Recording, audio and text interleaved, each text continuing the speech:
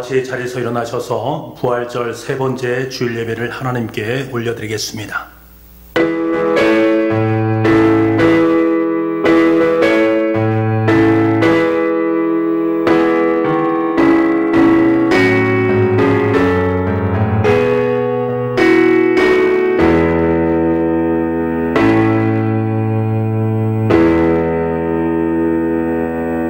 나 주가 거룩한 성전에 있다. 온 땅은 내 앞에서 잠잠하여라 하시니라. 하나님은 영이시니 예배하는 자가 영과 진리로 예배할지니라. 말씀으로 우주 만물을 창조하시고 지혜와 권능으로 이 세상을 통치하시는 하나님, 우리의 마음과 정성을 모아 찬양과 경배를 드립니다. 만왕의 왕이신 주여, 이곳에 오셔서 우리가 드리는 예배를 흠양하시고 홀로 영광을 받아 주옵소서. 오늘도 은혜를 사모하는 모든 성들에게 진리의 말씀을 들려주시고 상하고 찢긴 마음에는 하늘의 평안과 위로를 더하여 주옵소서. 그리하여 예배하는 우리들은 성전들의 심긴 나무처럼 풍성한 열매를 맺게 하여 주옵소서. 예수님의 이름으로 기원하옵나이다. 아멘. 소홍영 2장입니다.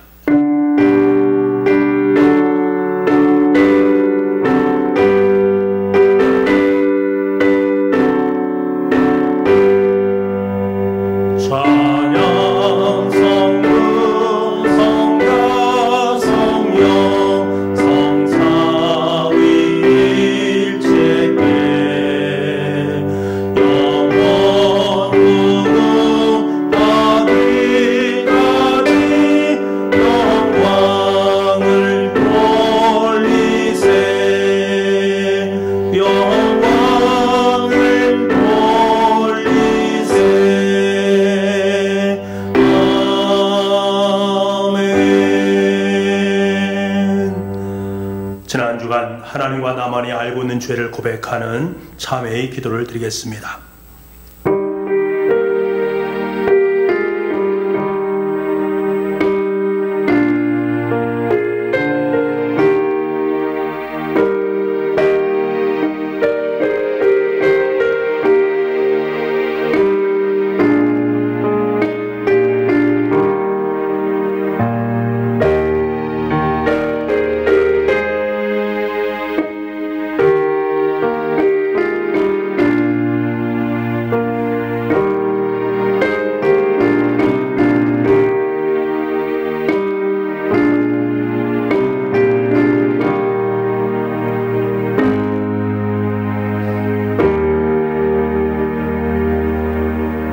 자비하신 하나님 아버지, 이 시간 우리가 고백한 모든 허물과 죄를 용서하여 주시옵소서. 하나님이 그들이 행한 것, 곧 그 악한 길에서 돌이켜 떠난 것을 보시고 하나님의 뜻을 돌이키사 그들에게 내리리라고 말씀하신 재앙을 내리지 아니하시니라. 아멘. 다같이 사도신경으로 우리의 신앙을 고백하겠습니다. 나는 전능하신 아버지 하나님, 천지의 창조들을 믿습니다. 나는 그의 유일하신 아들 우리 주 예수 그리스도를 믿습니다. 그는 성령으로 잉태되어 동정녀 마리아에게서 나시고 본디오 빌라도에게 고난을 받아 십자가에 못 박혀 죽으시고 장사된 지 사흘 만에 죽은 자 가운데서 다시 살아나셨으며 하늘에 오르시어 전능하신 아버지 하나님 우편에 앉아 계시다가 거기로부터 살아있는 자와 죽은 자를 심판하러 오십니다. 나는 성령을 믿으며 거룩한 공교회와 성도의 교제와 죄를 용서받는 것과 몸의 부활과 영생을 믿습니다. 아멘. 찬양과 경배의 찬송 40장을 부르겠습니다.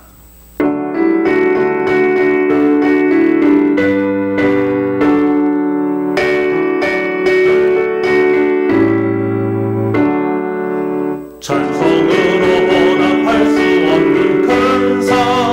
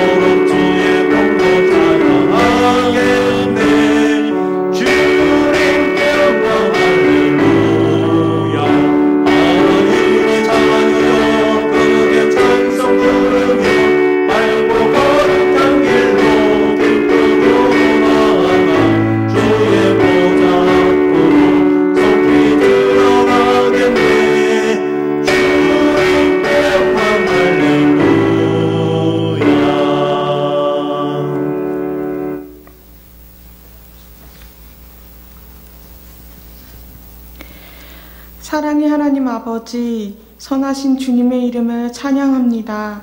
선으로 이끄시고 거룩한 주님의 크심을 찬양합니다. 영원한 하나님 아버지의 품 안에서 크신 계획과 섭리 가운데 살아가게 하신 은혜에 감사를 드립니다. 하나님의 거룩한 이름을 위하여 열심을 내시며 사랑을 베푸시는 하나님 아버지, 우리의 연약함을 회개합니다. 세상의 속도와 기준에 따르기에 바빴습니다.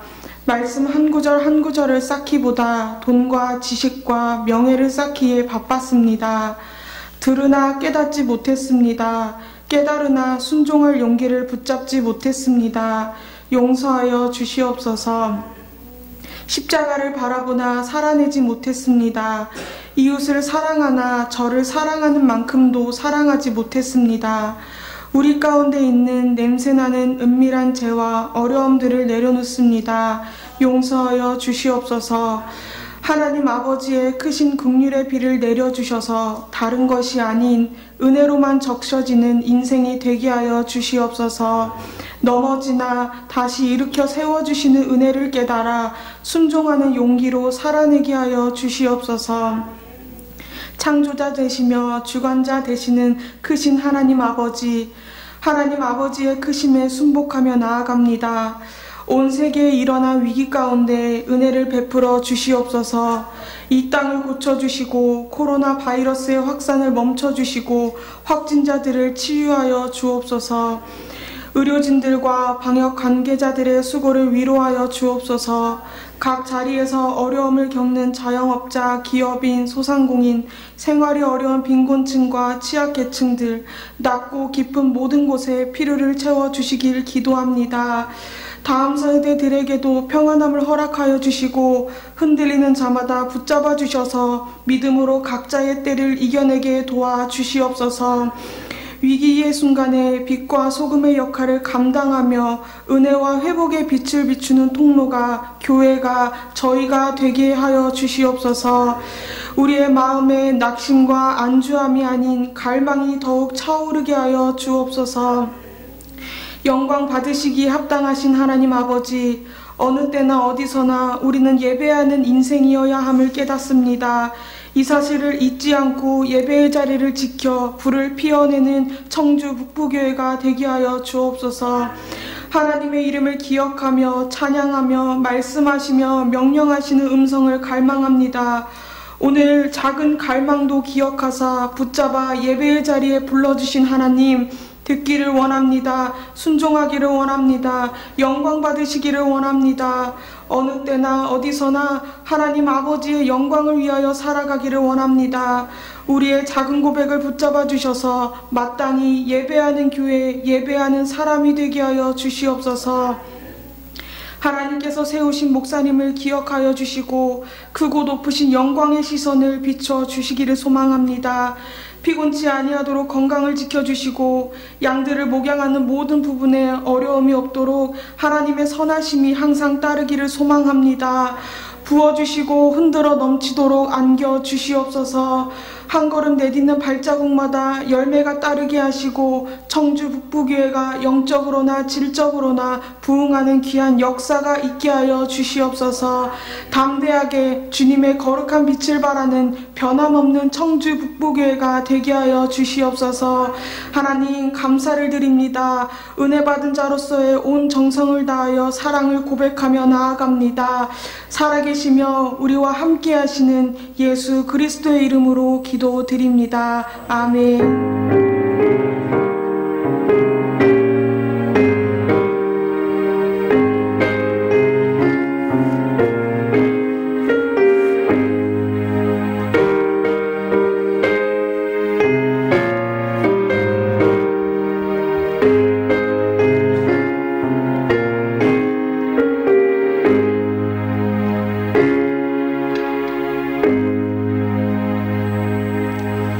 성시교독은 교동문 52번입니다.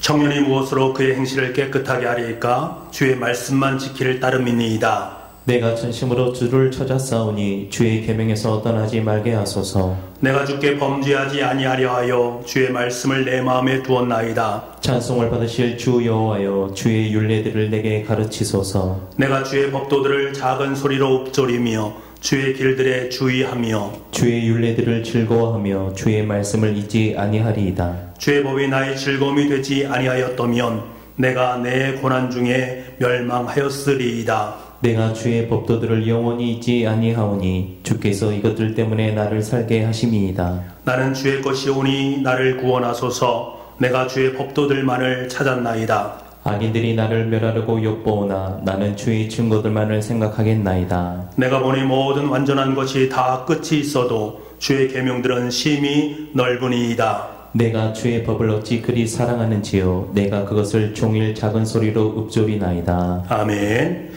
주일 아침 하나님께서 우리에게 주시는 말씀은 신약성경 요한복음 21장 18절에서 23절까지의 말씀입니다. 신약성경 186쪽입니다. 내가 진실로 진실로 내게 이르노니 내가 젊어서는 스스로 띠띠고 원하는 곳으로 다녔거니와 늙어서는 내 팔을 벌리리니 남이 내게 띠띠우고 원하지 아니하는 곳으로 데려가리라.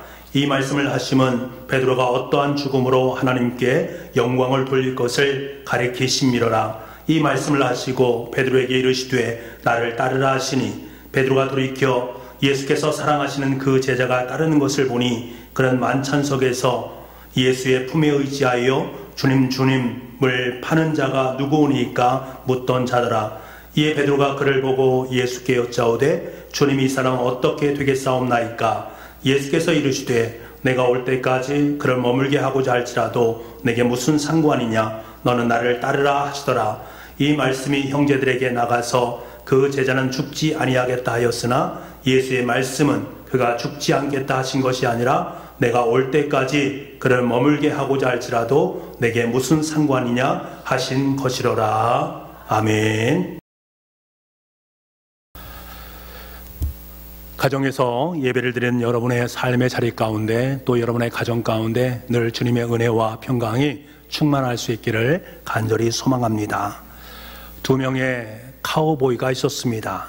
그들은 누군가가 훔쳐간 소 한 마리를 찾아서 길을 떠났습니다. 그때 마침 몇 명의 인디언들이 인디언 보호구역을 넘어서 탈출한 사건이 벌어졌습니다. 지방정부는 혹시 모를 안전사고를 막기 위해서 인디언 한 명당 $1,000를 걸었습니다. 2명의 카우보이는 이 사실을 알고는 소를 찾는 것을 포기하고 차라리 인디언 사냥을 하기로 결심을 하게 됩니다. 며칠을 헤매었지만 그들은 인디언을 만날 수도 없었습니다. 대신 사막에서 뱀들과 전갈에 시달릴 뿐입니다. 그러나 어느 날 카우보이 중에 한 명이 밖에서 나는 소리에 잠이 깨어서 텐트 밖을 살펴보게 됩니다. 그때 수천 명의 중무장한 인디언들이 그들의 텐트를 향해서 질주를 하고 있는 가운데 있습니다. 당황하고 흥분한 그는 얼른 몸을 일으켜서 흥분한 소리로 아직 잠에서 깨어나지 못하고 있는 한 카우보이를 흔들어 깨웁니다. 그러면서 말을 합니다. 야, 일어나. 어서 일어나봐. 우리가 이제 부자가 되었어. 라고 말을 합니다. 여러분, 이 카우보이의 반응이 어떠합니까? 그의 말 한마디를 통해서 우리는 그가 얼마나 상황 판단을 하지 못하는가를 금세 알 수가 있습니다. 물론 말 한마디를 가지고 그 사람을 진단할 수는 없습니다만, 평가할 수는 없습니다만, 이 이야기 속에는 서의 카우보이는 정말이지 상황을 판단할 수 없는 제로에 가까운 사람임을 알게 됩니다. 오늘 우리가 읽은 본문에 등장하고 있는 베드로 역시 상황을 제대로 파악하지 못하는 한 명의 카우보이와 같은 모습입니다. 다소 실망스럽기도 한 베드로의 말, 그리고 이에 되물으시는 예수님, 이것들이 오늘 본문에 속에 놓여 있음을 보게 됩니다. 자, 부활하신 예수님은 베드로와 제자들에게 나타나셔서 말씀하십니다. 그리고 베드로에게 3번에 걸친 질문을 하시지요. 요한 애들 시몬아, 내가 이 사람들보다 나를 더 사랑하느냐라고 묻습니다. 이 질문에 대해서 베드로는 3번에 걸쳐서 동일한 대답을 하게 됩니다. 이때 주님께서는 베드로의 대답을 들으실 때마다 내 어린 양을 먹이라, 내 양을 치라, 내 양을 먹이라 라는 부탁과 당부의 말씀을 함께 하십니다. 그리고 이어서 앞으로 베드로에게 어떠한 일이 일어날 것인가를 말씀해 주십니다. 베드로의 미래에 대한 내용입니다. 그런데 그 내용을 보니까 전망이 밝은 그런 내용들이 아니라 반가운 내용이 아니라는 것을 알 수가 있습니다. 18절 말씀을 우리 함께 보기를 원합니다. 18절인데요. 같이 읽겠습니다.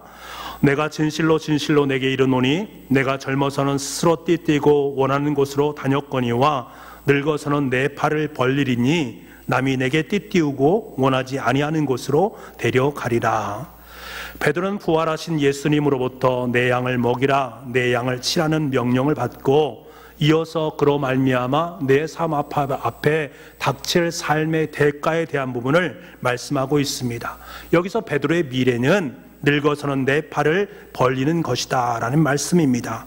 이 말씀은 베드로가 향후에 십자가에 달려 순교할 것을 예언하는 말씀입니다. 베드로가 어떤 죽음을 맞이하게 될 것인지에 대한 말씀입니다. 남이 내게 띠띠우고 원하지 아니하는 곳으로 데려가리라. 베드로가 복음을 위해서 살다가 당할 고난에 대한 부분들을 말씀하시는 부분입니다. 여러분, 주님께 인생을 맡기고 사는 사람은 때로는 타인의 손에 끌려다니는 것을 주님께서는 허락하신다라는 사실입니다. 남이 내게 띠띠우고 원하지 아니하는 곳으로 데려가리라. 여기서 남은이라고 말하는 것은 하나님께서 허락하신, 하나님께서 계획하시는 타인을 지칭하는 말입니다.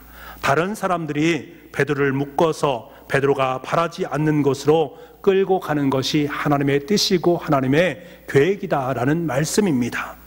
여러분, 주님께 인생을 맡기고 살아가는 사람은 다른 사람의 손에 끌려다니는 것을 기꺼이 감수하며 살아야 할 때가 있습니다. 때로 하나님은 타인의 손에 의해서 우리를 깨뜨리시고 빚으시고 깎으시면서 우리를 세워가시는 경우들이 굉장히 많이 있습니다.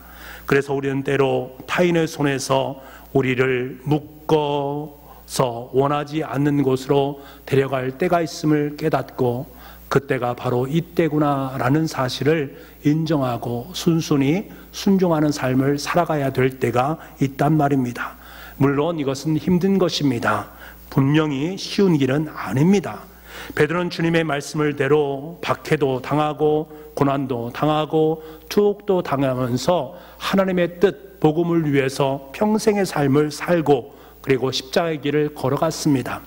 이런 베드로였기 때문에 주님께서는 그를 통해서 베드로 전서와 후서라는 고난 중에 있는 자들을 위로하고 그들에게 소망을 주는 위대한 서신서를 쓸 수 있도록 만들어 주셨던 것입니다. 전승에 따르면 베드로는 60년대 초반에 네로 황제의 치하에서 로마에서 십자가 처형을 당한 것으로 되어 있습니다. 늙어서는 내 팔을 벌리리라 라는 말씀이 성취되는 모습을 보게 되는 것이지요. 이에 대해서 성경은 명확하게 다시 한번 19절에 해석을 해주는데요. 19절 상반절 말씀을 제가 읽어드리겠습니다. 이 말씀을 하심은 베드로가 어떠한 죽음으로 하나님께 영광을 돌릴 것을 가르치심이러라. 베드로가 십자가에 못 박혀 죽음으로 말미암아, 십자가에서 죽음으로 말미암아 하나님의 영광을 돌리는 인생이 되었다라는 말씀을 해주고 있습니다. 여러분, 주님의 사람들은 때로 이렇게 힘겨운 삶을 사는 것이 하나님의 뜻일 수가 있습니다. 사도 바울도 그러한 삶을 살지 않았습니까? 사도 바울이 가이사랴에 머물렀을 때에 아가보라는 선지자가 바울의 띠를 가져다가 자신의 손과 발을 묶고 말을 합니다. 성령이 말씀하시기를 예루살렘에서 유대인들이 이 띠의 주인이 결박하여 이방인의 손에 넘겨주리라 하셨다라고 말을 합니다. 이 말을 듣고 있던 바울을 사랑하는 사람들이 바울에게 예루살렘으로 올라가지 말라라고 권면을 합니다만, 여러분 당연히 그렇게 하지 않겠습니까? 하지만 바울의 답과 사람의 반응은 이렇게 성경에 기술이 되어 있습니다. 사도행전 21장 13절에서 14절 말씀인데요. 이 말씀을 함께 보기를 원합니다. 같이 보겠습니다. 시작. 바울이 대답하되 여러분이 어찌하여 울어 내 마음을 상하게 하느냐. 나는 주 예수의 이름을 위하여 결박당할 뿐 아니라 예루살렘에서 죽을 것도 각오하였노라 하니 그가 고난을 받지 아니하므로 우리가 주의 뜻대로 이루어지이다 하고 그쳤노라. 사도 바울을 향한 하나님의 뜻이 고난 받으러 예루살렘으로 올라가는 것이다. 사도 바울은 이 사실을 깨닫고 그 고난에 직접적으로 참여하고 있는 것입니다. 고난 받는 것이 하나님의 뜻임을 깨달았습니다. 하지만 그 고난은 영광의 고난이었습니다. 여러분, 지금 예수님께서는 베드로의 미래에 대해서 말씀을 하고 계십니다. 그 미래는 인간적인 관점에서 보게 되면 반가운 밝은 미래가 아닙니다. 고난의 미래라고 할 수가 있지요. 이 말씀을 하시는 주님의 눈은 어떠한 눈이셨겠습니까? 베드로를 바라보시는 예수님의 눈은 안타까움과 연민의 눈빛이었을 것입니다. 이에 더해서 그럼에도 너는 할 수 있을 거야. 내가 도와줄게. 힘과 용기를 내라 라고 말씀하시는 주님의 눈빛이었을 것입니다. 여러분, 그런데 보십시오. 베드로의 모습은 전혀 생뚱맞은 모습입니다. 베드로는 자신의 몸을 돌이켜서 요한을 보고 있습니다. 20절 말씀인데 우리 20절 말씀을 보겠습니다. 20절입니다. 시작. 베드로가 돌이켜 예수께서 사랑하시는 그 제자가 따르는 것을 보니 그는 만찬석에서 예수의 품에 의지하여 주님을 파는 자가 누구오니까 묻던 자더라. 아마도 베드로와 주님은 함께 이야기를 하면서 걸으셨던 것 같습니다. 그런데 지금 뒤에서 제자 한 명이 따라오고 있습니다. 그 제자가 말하면 스스로 자신을 말하기를 예수께서 사랑하는 제자라고 말을 하고 있습니다. 그는 예수님과 마지막 만찬석에서 예수님의 품을 의지하면서 주님을 파는 자가 누구오니까 묻던 사람, 바로 사도 요한이었습니다. 요한은 자신이 기록한 요한복음에서 자신을 지칭하기를 주께서 사랑하는 자라고 지칭을 하게 됩니다. 저는 만약에 천국에 가게 되면 꼭 이 사람을 만나보고 싶습니다. 성경 인물 몇 명 만나고 싶은 사람이 있는데 그 중에서 특별히 사도 요한을 만나고 싶습니다. 요한복음이라는 쉬우면서도 영적으로 너무나도 깊이 있는 책을 쓴 사람 아니겠습니까? 우리의 아들이라는 별명을 가진 그 사람이었는데 훗날 사랑의 서신서 요한 1서를 작성한 인물 아니겠습니까? 그리고 사랑의 사도라고 지칭을 받았던 사람입니다. 그리고 자신을 예수의 사랑하는 제자라고 스스로 칭할 만큼 멋진 자존감을 가질 수 있었던 인물, 바로 사도 요한입니다. 이 사람이 어떻게 그렇게 멋진 자존감을 가지면서 삶을 살고 있는가? 꼭 천국에서 그를 만나 뵙고 싶습니다. 아무튼 베드로는 뒤따라오는 요한을 발견하고는 예수님께 물었습니다. 주님, 이 사람은 어떻게 되겠사옵나이까? 여러분, 이 말은 상식에 맞는 말이 아닙니다. 절대로 상식에 맞는 말이 아닙니다. 지금 예수님께서는 베드로의 앞날에 대해서 말씀하지 않습니까? 그것도 밟지 않은 고난의 앞날에 대해서 말씀하고 있습니다. 그렇다면 베드로는 뭐라고 말해야 되겠습니까? 그 말이 어떤 의미입니까? 그럼 저는 앞으로 어떻게 되는 것입니까? 주님, 알고 싶습니다. 저에게 깨닫게 해주십시오 라고 물어야 되는 것 아니겠습니까? 그런데 지금 베드로는 뒤따라오는 요한을 바라보면서 이 사람은 어떻게 되겠습니까? 라고 묻고 있습니다. 기껏 주님의 말씀을 다 듣고 하는 베드로의 첫 번째 물음입니다. 우리를 실망하기에 충분한 참으로 어이없는 의외의 질문을 하고 있는 베드로의 모습입니다.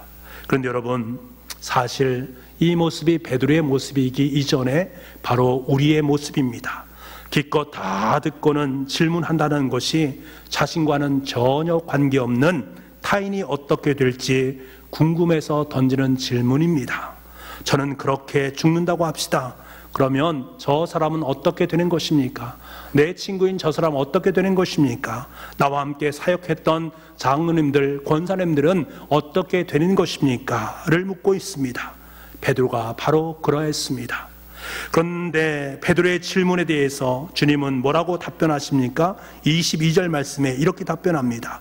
예수께서 이르시되 내가 올 때까지 그를 머물게 하고자 할지라도 내게 무슨 상관이 있느냐?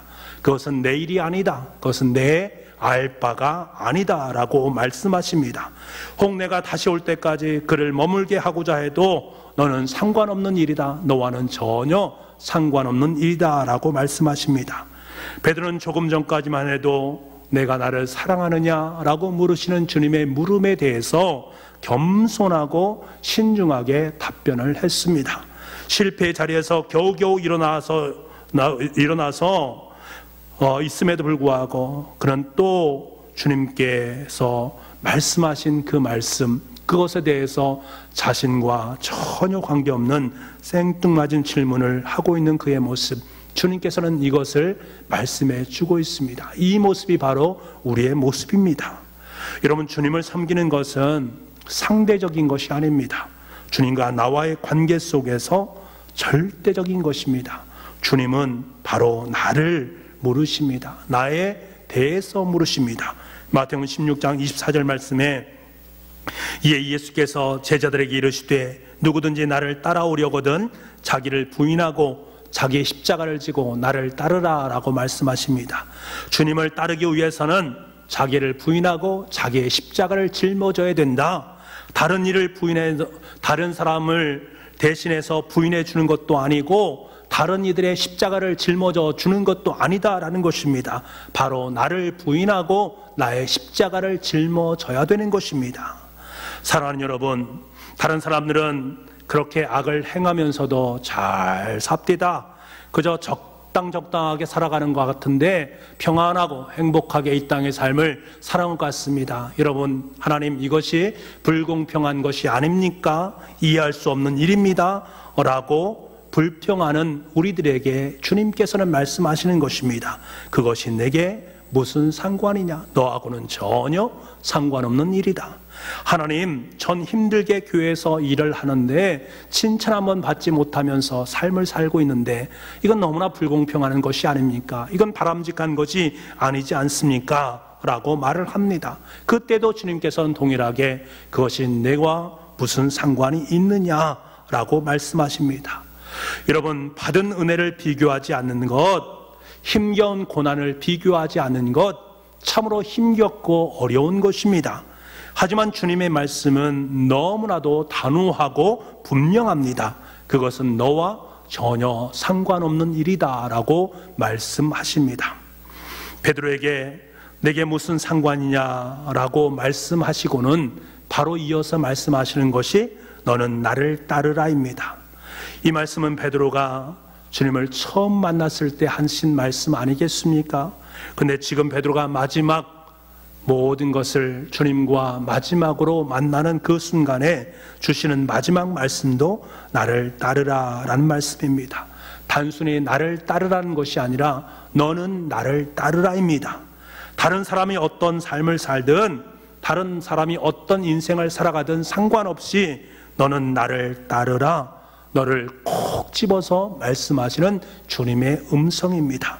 주님께서 우리에게 하시는 말씀이 바로 이 말씀이십니다. 여러분, 우리는 우리에게 일어나는 좋은 일은 내게만 일어나야 되고 안 좋은 일은 모두에게 일어나야 된다라는 생각을 갖고 살아갈 때가 있습니다. 사실 우리가 힘겨운 시간을 보낼 때 누군가 겪는 것이면 쉽게 이겨낼 수 있지 않겠습니까? 그런데 혼자만 겪게 된다면 이것을 이겨내는 것이 참 힘들다라는 것을 압니다. 베드로가 지금 그렇습니다. 그런데 주님께서는 단호하게 말씀하십니다. 내게 무슨 상관이냐? 그리고 이어서 말씀하십니다. 너는 나를 따르라.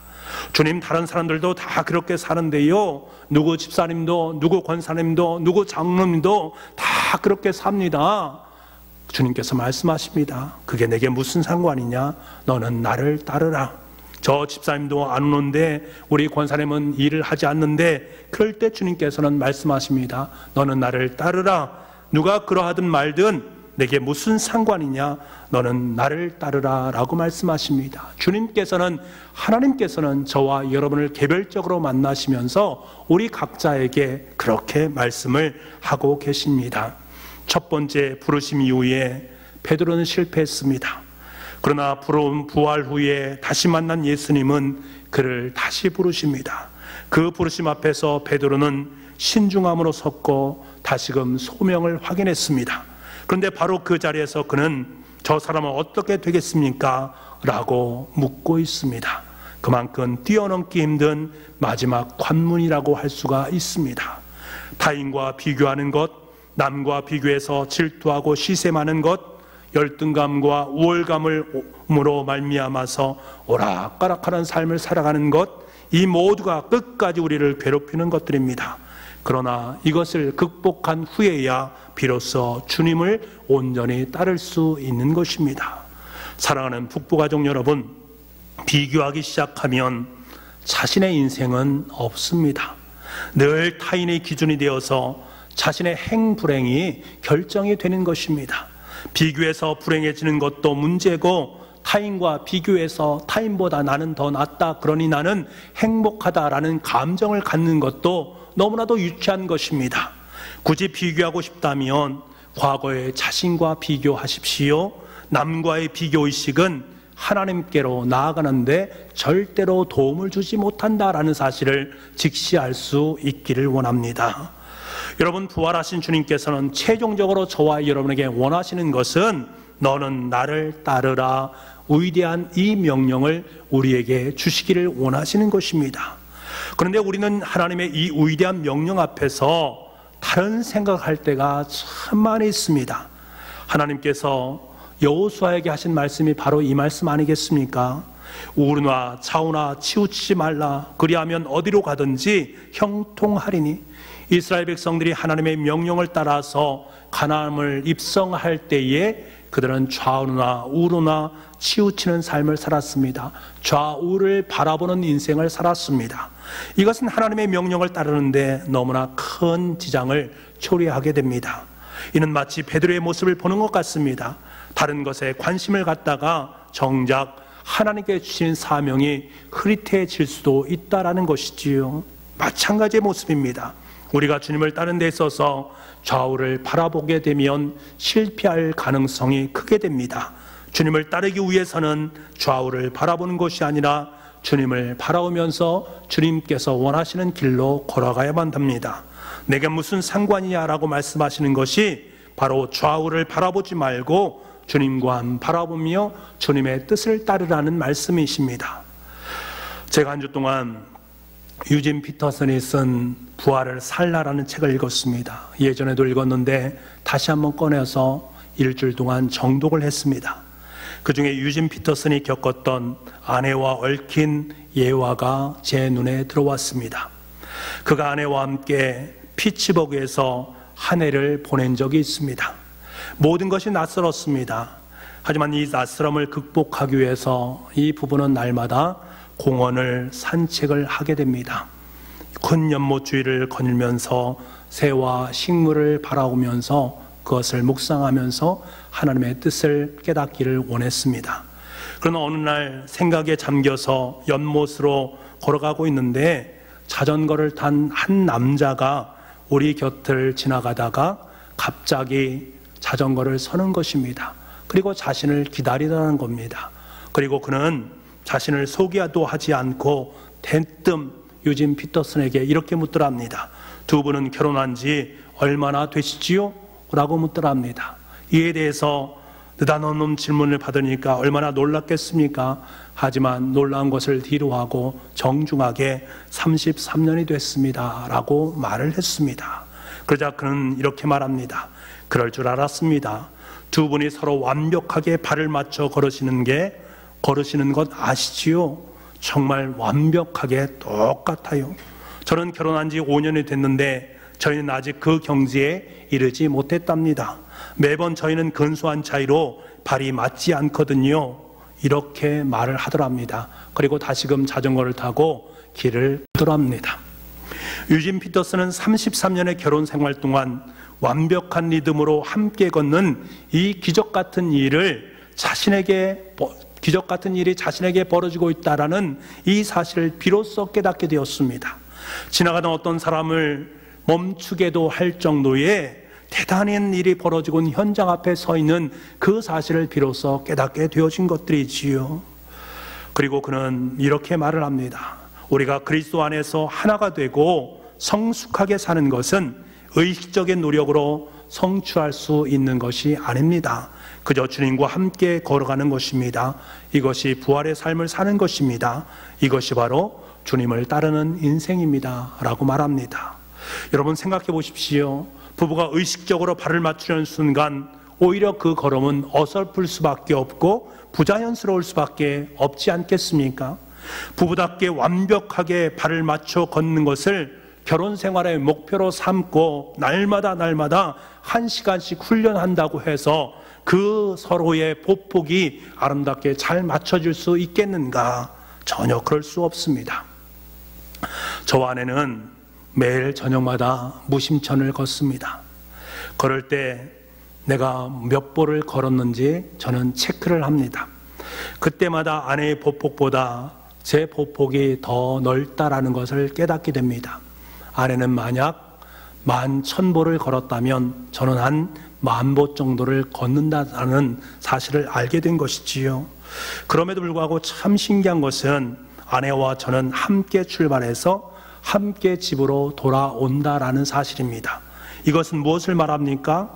서로의 보폭은 동일하지 않지만 아내는 좀 빠르게, 저는 좀 느리게 의식하고 있지는 않지만 이미 서로의 보폭을 맞추면서 함께 걷고 있다라는 사실입니다. 너무나도 자연스럽게 이루어지는 일이라는 사실이지요. 저는 이것이 바로 주님께서 말씀하신 너는 나를 따르라 라는 말씀이다라는 사실을 깨닫게 되었습니다. 나를 따르라 라는 이 말씀은 다른 것이 아닙니다. 주님께서 친히 내 옆에서 나와 함께 겨루시면서 자신의 보폭을 내 인생의 보폭에 맞추어 주신다라는 이 사실을 깨닫고 감격하면서 주님과 함께 길을 걷는 것을 의미합니다. 처음에는 너무나 낯섭니다. 분명히 지금 주님과 함께 길을 걷고 있는데 주님의 보폭이 너무나 빠른 것 같습니다. 주님의 보폭이 너무나 크게 느껴집니다. 나는 도저히 따라갈 수 없는 것처럼 여겨집니다. 그래서 중도에 나는 주님과 함께 걸을 수 없어 라고 생각하고 다른 사람의 보폭을 바라보면서 세상의 보폭을 따라서 그 길을 걸어가려고 합니다. 그때 주님께서는 말씀하십니다. 다른 사람의 보폭이 중요한 것이 아니야. 그것은 나를 따르는 길이 아니야. 그들의 발걸음이 내게 무슨 상관이냐. 너는 내 보폭에 맞춰서 가라. 아니, 내가 내 보폭에 맞출 테니 넌 그냥 나를 따르면 돼 라고 말씀하십니다. 그래서 또다시 용기를 내어서 주님의 보폭을 따라서 길을 걷게 됩니다. 그런데 어느 날 한 사람이 갑자기 다가와서 말을 합니다. 두 분이 서로 완벽하게 발을 맞춰 걸으시는 거 아시지요? 정말 완벽하고 똑같아요 라고 말을 합니다. 사랑하는 북부가족 여러분, 신앙생활 하다 보면 주님을 바라보지 못하고 인생의 좌우를 살피면서 걸어갈 때가 있습니다. 청년이 말한 것처럼 근소한 차이로 발이 맞지 않는 순간입니다. 이때가 바로 우리 인생의 고난의 시간이고 어려움의 때입니다. 아브라함, 요수아, 헷셀은 사람은 혼자가 아니다 라는 책에서 이러한 말을 했습니다. 하나님을 깨달아 하는 것은 우리가 거친 들판을 유랑하며 길을 잃고 헤매다가 갑자기 요지부동의 북극성을 볼 때 그때 우리에게 옵니다. 불안의 한복판에서 거절당함과 절망의 한복판에서 영혼은 말로 표현 못할 울음을 터뜨립니다. 여러분, 그렇습니다. 우린 때로 길을 잃고 거친 들판을 유랑할 때가 있습니다. 때론 불안한 마음을 품고 절망의 한복판에 서서 다른 것들을 서성거리는 우리의 모습을 만나보게 됩니다. 그때마다 주님께서 우리에게 말씀을 하시는 것입니다. 그것들이 내게 무슨 상관이냐? 너는 나를 따르라 라고 말입니다. 우리가 이 음성을 듣기만 한다면 우리는 요지부동 나와 함께 걷고 계시는 주님을 만나게 됩니다. 세상 한복판에서 길을 잃고 헤매던 나를 붙드시는 주님의 손길을 경험하게 됩니다. 주님을 따라가지 못하고 절망하고 있는 저와 여러분의 인생의 자리에서 자신의 보폭을 멈추시고 우리의 도순을 붙잡고는 일으켜 세워주시고는 또다시 자신의 길을 걷고 계신 사랑의 주님을 만나게 됩니다. 그분의 사랑의 속삭임을 듣게 됩니다. 너는 나를 따라오기만 하면 돼. 너는 나를 따라오기만 하면 돼. 그때 우리의 영혼은 말로 표현할 수 없는 감격의 울음을 터뜨리게 됩니다. 사랑하는 부부가족 여러분, 주님께서는 우리가 신앙생활을 하는 동안 언제나 어디서나 물어오실 것입니다. 우리가 주님의 보폭을 따르지 못하고 좌우를 바라볼 때마다 주님은 말씀하실 것입니다. 그것이 너와 무슨 상관이냐? 너는 나를 따르라 라고 말입니다. 그때마다 저와 여러분은 우리 인생의 보폭을 살펴보아야 합니다.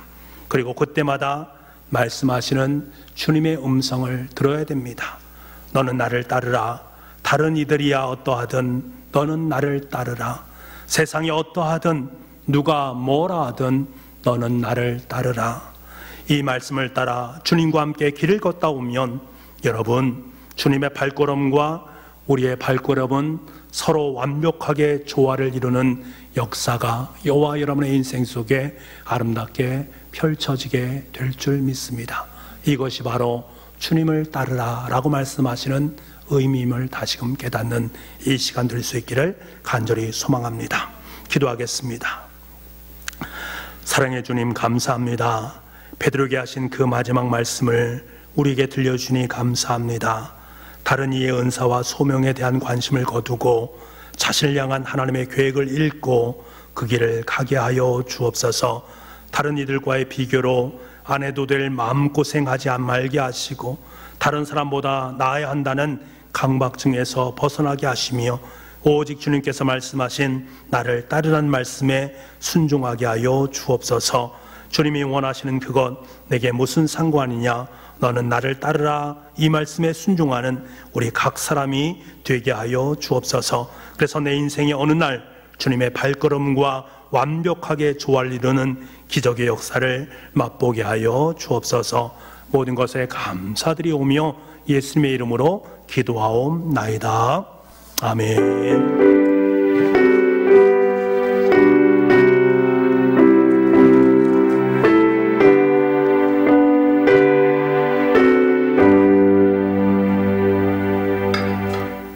우리 말씀을 생각하면서 찬송가 449장 1절과 4절 5절을 부르겠습니다.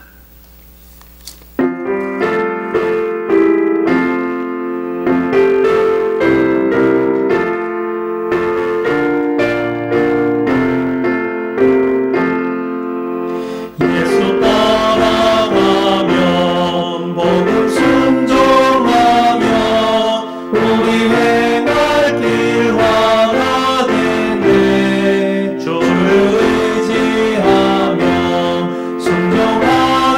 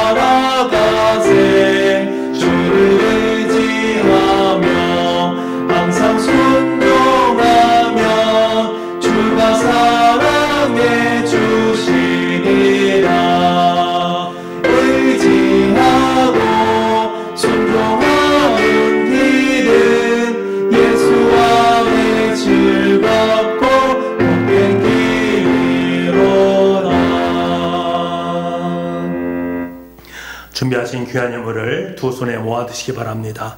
사랑의 아버지 하나님, 빛 되신 예수 그리스도를 우리에게 선물로 허락하여 주시고 어둠 속에서 헤매이던 우리에게 갈 길을 밝히 비춰주니 감사드립니다. 이제 세상에 나아가 빛된 자녀로 어둠을 물리치고 악한 세력과 영적 전쟁에서 승리하게 하여 주옵소서. 이 시간 하나님의 허락하신 은혜와 사랑에 너무나 감사해서 주님 앞에 귀한 예물을 올려드립니다. 우리 예물을 기쁘게 받아주시고 하늘의 풍성한 복과 은혜를 우리의 삶의 자리에 가득 채워 주옵소서. 모든 말씀을 예수님의 이름으로 기도하옵나이다. 아멘.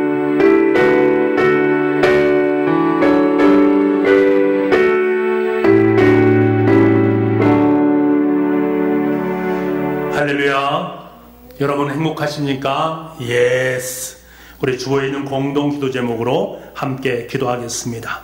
하나님, 우리 민족에게 긍휼을 베푸소서. 예수님 청주 땅을 구원하여 주소서. 성령님 우리 교회를 부흥케 하소서. 500명의 일꾼을 허락하여 주소서. 우리의 가정과 일터에 은혜를 내려 주소서. 아멘. 기도와 능력의 두 번째입니다. 부활의 능력으로 살아갑시다. 아멘. 교회 소식 전해드리겠습니다. 온가족 새벽 예배가 5월 1일 금요일 오전 5시에 본당에서 있겠습니다. 다음 주일은 사랑의 주일입니다. 여러분께서 구제하는 일에 최선을 다해주면 감사하겠습니다. 예배 안내 계속해서 1부, 2부 예배를 나누어서 드린다라는 것 여러분께 잊지 마시고 해당되는 그 시간에 나오셔서 사회적 거리두기 실천상에 따라서 여러분께 함께 실천해 주시면 감사하겠습니다. 아마 교회 학교는 5월 5일까지 아마 하고 그 이후에 아마 학교를 이제 아이들이 가게 될 것 같은데, 하여튼 5월 10일부터는 우리 교회 학교도 정상적으로 예배를 드리도록 하겠습니다. 그래서 전사님들께서 5월 10일서부터 드리기 위해서 준비를 하는 것으로 알고 있습니다. 여러분께서도 함께 참여해 주시고 여러분의 자녀들에게 5월 10일부터는 5월 둘째 주부터는 함께 참여하게 된다라는 것을 좀 인식을 했으면 좋겠습니다. 그리고 금요 성령기도회 주일 오후 예배 그리고 점심에 관계된 부분은 좀 더 시간을 보고 추이를 보면서 고려를 하도록 하겠습니다. 그리고 영상을 이제 4월 마지막 주까지는 영상 예배로 예배를 드릴 수 있도록 여러분을 위해서 배를 합니다만, 이제 5월 달부터는 영상으로는 예배를 드리지 않겠습니다. 여러분께서 하여튼 그것을 참조하시고 이제 영상 예배는 이제 마지막이다, 오늘이 마지막이다 라고 여기시면서 좀 어려움이 있지만 1부와 2부 예배에 참석하셔서 예배 함께 동참할 수 있는 은혜가 있기를 원합니다. 교회 소식 중에 우리 입원하신 분들이 있는데 여러분께서 계속 이분을 위해서 기도해 주시면 감사하겠습니다. 이번 주에 생일을 맞이하신 분 그리고 특별한 일이 있으신 분들, 육신의 질과 마음과 근심과 염려로 고통받는 분들은 자리에서 일어나 주시기 바랍니다. 두 손을 마음에 모아 주시기 바랍니다. 제가 기도드리겠습니다. 사랑의 아버지 하나님, 생일을 맞이해서 일어났습니다. 하나님께서 이 땅에 있게 하신 나를 기억하며 감사를 드립니다. 오늘까지 인도하셨사오니 다음 생일을 맞이할 때까지 가장 형통한 길로 인도하여 주옵소서. 평강을 주시는 주님, 특별한 일을 앞두고 주 앞에 일어났습니다. 새로운 사업, 온갖 시험, 자녀의 문제, 경제적인 모든 문제를 주님 앞에 맡겨드립니다. 모든 지각에 뛰어난 하나님의 평강을 내려 주옵소서. 우리 마음과 생각을 지켜주시고 가장 지혜롭고 온전하게 감당하도록 힘과 능력을 더하여 주옵소서. 하나님 앞에 내어 맡기며 기도할 때마다 응답하시는 하나님을 경험하게 하여 주옵소서. 우리의 연약함을 가지고 일어났습니다. 주님, 내 이름을 경외하는 너희에게는 공의로운 해가 떠올라서 치료하는 광선을 비추리니 너희가 나가서 외양간에 나온 송아지같이 뛰리라 라고 말씀하셨습니다. 주님의 이름을 경외하며 일어선 주님의 백성들에게 치료하는 광선을 베풀어 주옵소서. 악한 세포들은 물러가게 하시고 온갖 골수와 관절과 신경과 세포와 모든 조직을 주관하시사 하나님께서 창조하신 상태로 회복되게 하여 주옵소서. 그래서 가장 건강한 몸과 마음으로 찬송하는 믿음의 사람들이 되게 하여 주옵소서. 코로나19로 여전히 예배에 참여하지 못하는 분들을 기억하여 주시고 하루빨리 모든 예배와 교제가 회복되는 역사가 있게 하여 주옵소서. 코로나19로 말미암아 수고하는 모든 분들에게 하늘의 지혜와 능력을 더하여 주시옵소서. 코로나19로 인해 어려움에 처한 기업들을 하루속히 회복시켜 주옵소서. 이 한 주간 북부의 모든 성들을 지켜 주옵소서. 주님의 가장 크신 은혜와 능력과 권세를 기억하게 하시고 주의 언약의 말씀에 순종할 때마다 가장 복된 인생을 살아가도록 인도하여 주옵소서. 모든 말씀을 예수님의 이름으로 기도하옵나이다. 아멘. 우리 축복과 격려의 박수 함께 드리겠습니다. 우리 옆에 있는 분과 함께 인사 나누겠습니다. 비교하는 인생이 되지 맙시다. 주님을 따르는 인생이 됩시다. 아멘. 우리 찬송가 459장을 부르겠습니다.